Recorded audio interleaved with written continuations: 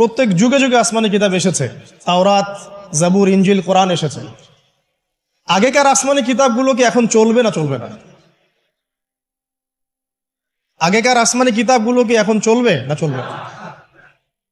যখন থেকে নবী মুহাম্মদ সাল্লাল্লাহু আলাইহি ওয়াসাল্লাম নবী হয়েছেন এবং তার উপরে কোরআন নাজিল হয়েছে, এখান থেকে নিয়ে কিয়ামত পর্যন্ত অন্য কোনো আসমানি কিতাব কেউ মানলে কি চলবে না চলবে না? এই বিষয়ে নবী সাল্লাল্লাহু আলাইহি ওয়াসাল্লামের একটা হাদিস বলি, তারপর সামনে যাই। একদিন নবী সাল্লাল্লাহু আলাইহি ওয়াসাল্লামের সামনে ওমর রাদিয়াল্লাহু আনহু বসে আছেন। কে বসে আছেন? ওমর রাদিয়াল্লাহু আনহু নাম তো জানেন, ইসলামের দ্বিতীয় খলিফা। নবীজিকে বলছেন যে তাওরাতে কিছু সুন্দর কথা আছে ইয়া রাসূলুল্লাহ। এই কথা বা এই স্টেটমেন্ট শোনার সাথে সাথে নবী সাল্লাল্লাহু আলাইহি ওয়াসাল্লামের চোখ মুখ রাগে লাল হয়ে গেল। হাদিসটা মিশকাতে আছে। রাগে লাল হয়ে নবী সাল্লাল্লাহু আলাইহি ওয়াসাল্লাম বলছেন যে ইয়া ওমর, হে ওমর, তুমি আমার সামনে তাওরাত পড়ছো? জেনে রাখো, লাউ কানা মূসা হাইয়ান, যদি মূসা আলাইহিস সালাম এখন জীবিত থাকতো। তাওরাত কার উপর নাজিল হয়েছে?